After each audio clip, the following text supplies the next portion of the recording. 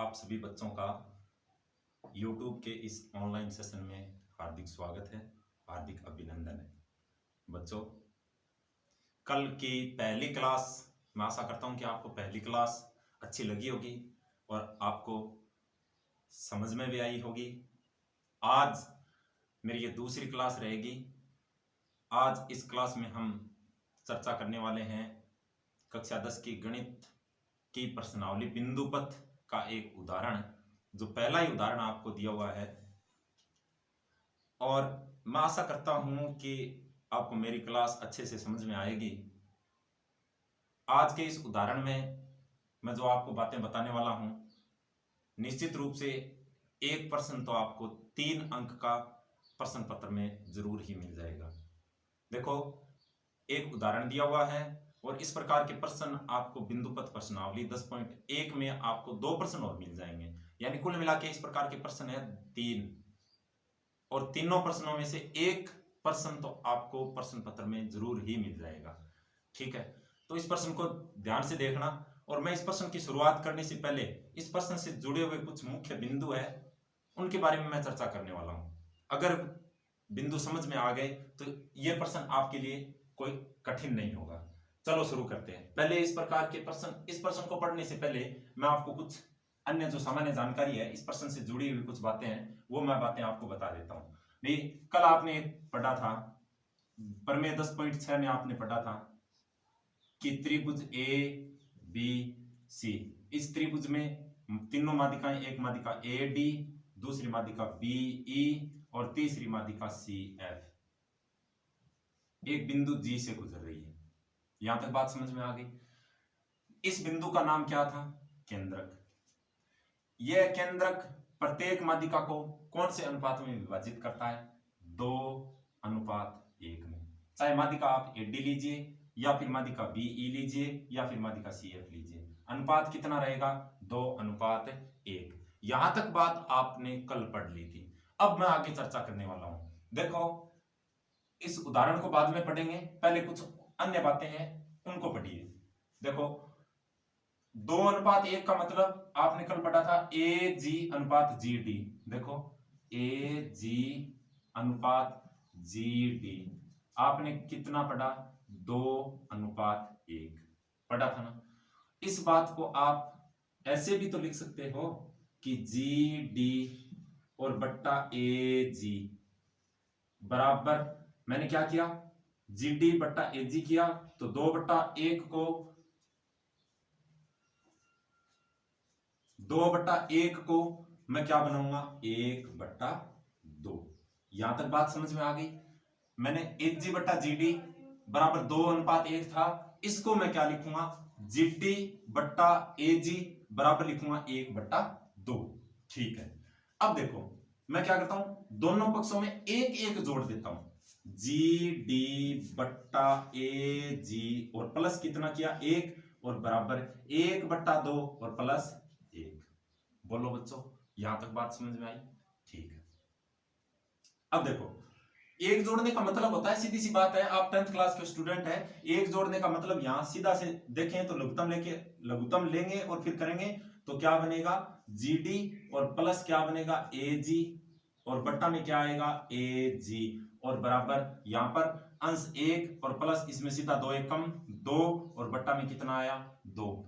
देखो आकृति, देखो जी डी प्लस ए जी, आकृति में जी डी प्लस ए जी। एक बात बताइए कि अगर आप इस भाग में इस भाग को जोड़ते हैं तो क्या प्राप्त होगा? A D. क्या प्राप्त हुआ? ए डी, और बट्टा ए जी, और बराबर 1 + 2 कितना हुआ? 3, और बट्टा में कितना आया? 2। देखो,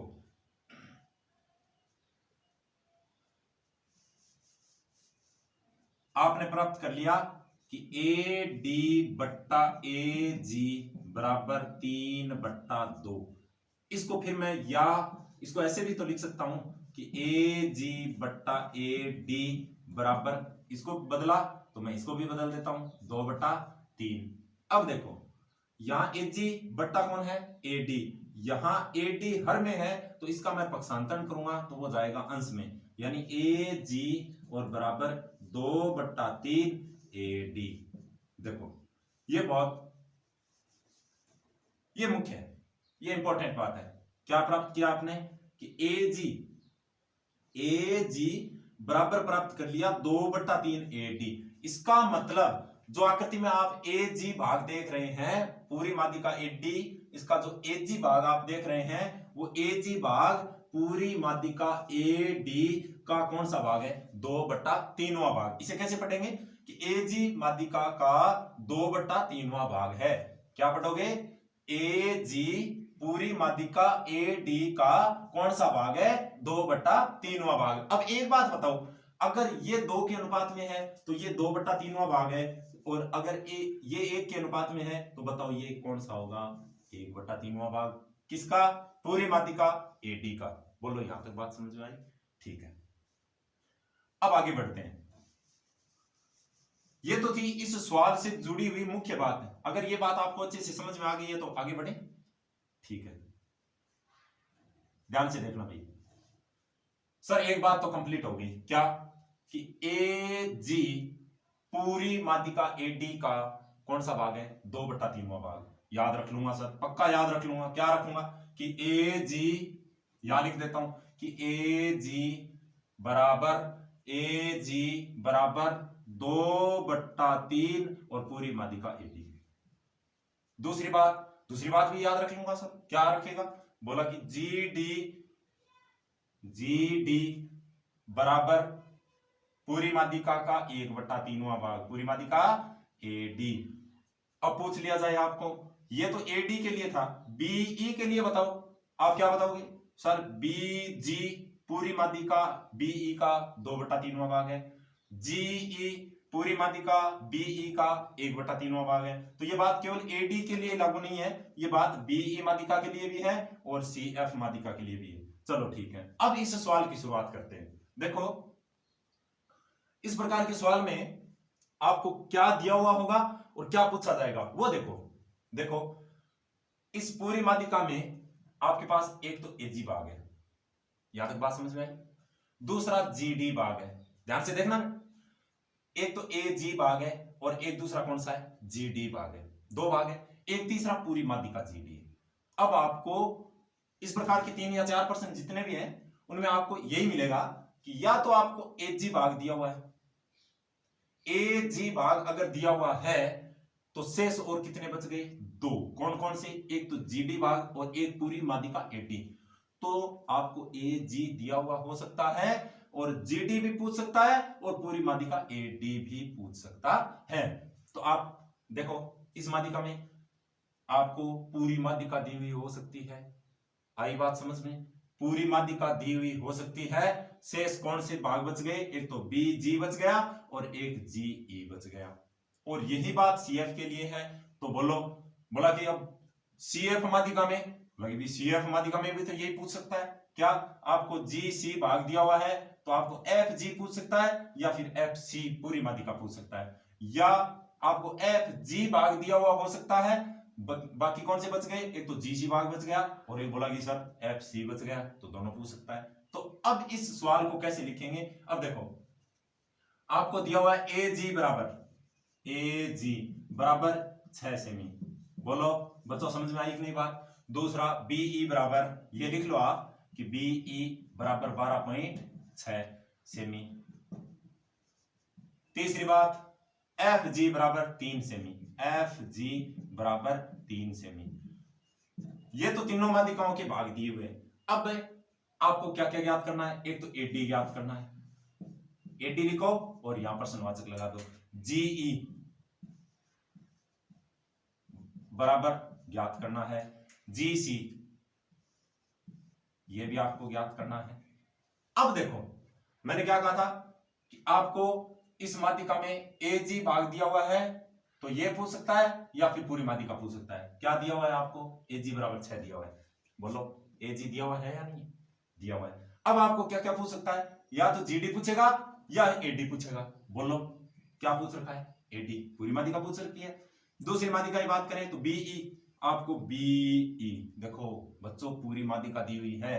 अगर पूरी माध्यिका दी हुई है तो शेष दो में से कोई एक पूछेगा, या तो आपको बी जी पूछेगा या जी ई पूछेगा। बोलो कौन सा पूछ रखा है? जी ई। एफ जी माध्यिका की बात करें तो देखो, एफ सी माध्यिका की बात करें तो इस माध्यिका में आपको दिया हुआ है एफ जी कितना? 3। ये देखो एफ जी 3। आपको पूछ सकता है जी सी पूछ सकता है या फिर एफ सी पूछ सकता है। देख लो जी सी। तो बोलो यहां तक बात समझ में आई या नहीं है? अब चाहे आपको दिया हुआ चाहे कौन सा भी भाग हो, आपको तरीका यही काम में लेना है, सीधा सीधा तरीका। यह बात मैंने आपको बता दी थी कि एच जी पूरी माध्यिका का 2/3वां भाग है, जी डी पूरी माध्यिका का 1/3वां भाग है। सबसे पहले शुरुआत करते हैं। आपको क्या दिया हुआ है? बोलो दिया हुआ है ए जी। ए जी।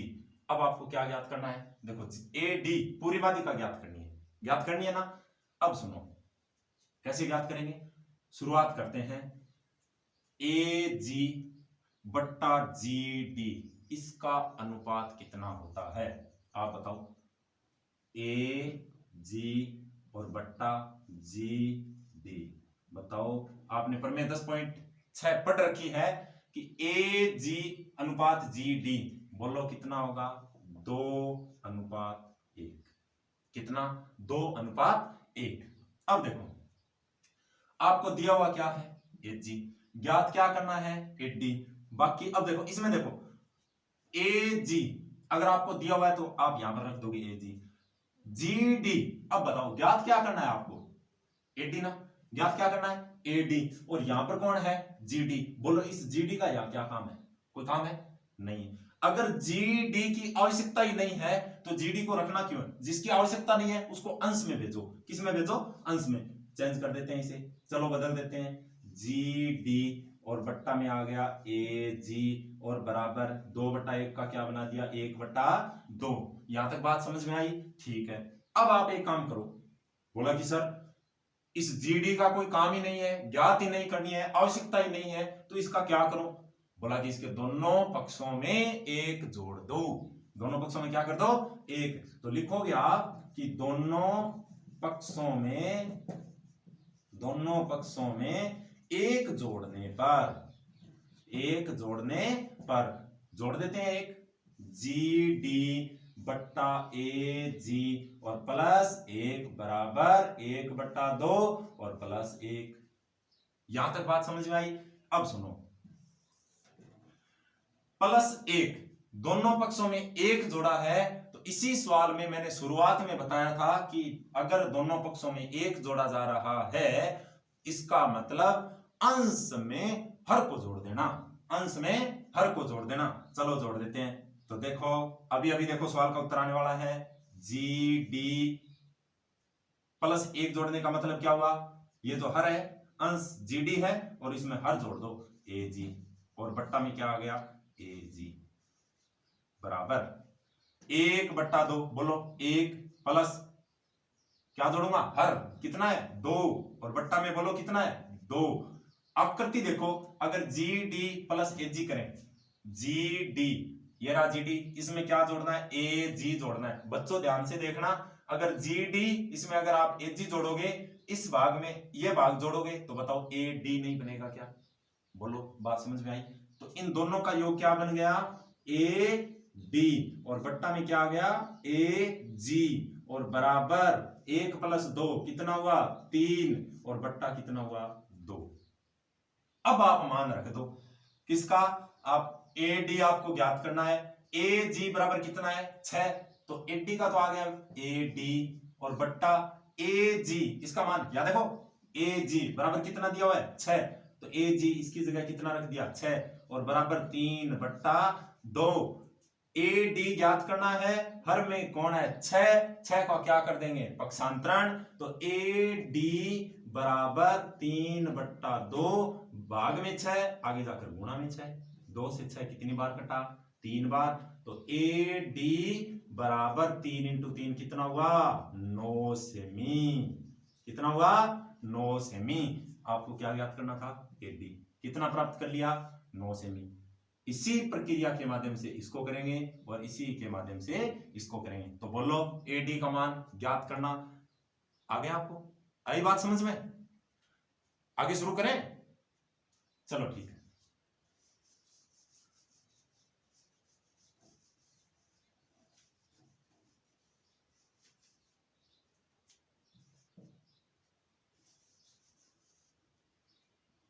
बोला कि सर मेरे तो ये तो समझ में आ गया। अगर ये समझ में आ गया तो ये तो एकदम ही आसान है। आपको बीई दिया हुआ है, बीई बोलो कितना दिया हुआ है? 12.6। पूरी माध्यिका बीई दी हुई है।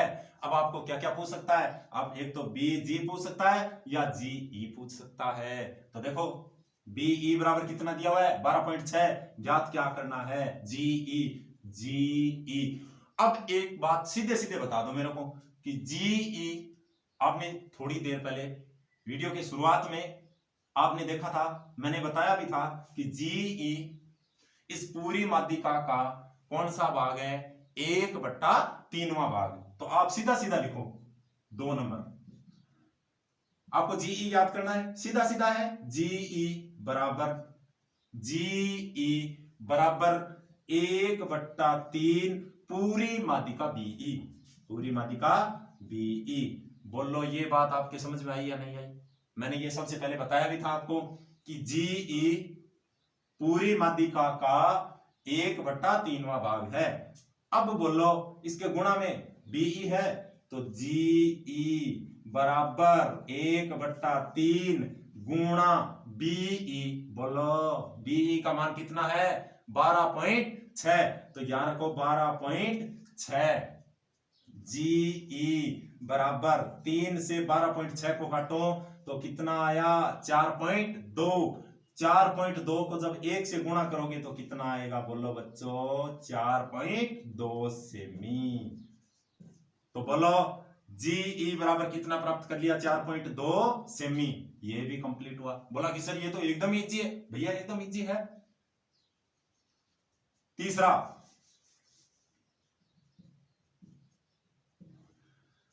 कौन सा है? एफ जी कितना है? 3 सेमी दिया हुआ है। माध्यिका सीएफ पर आते हैं। आपको एफ जी, बोलो एफ जी कितना दिया हुआ है? 3।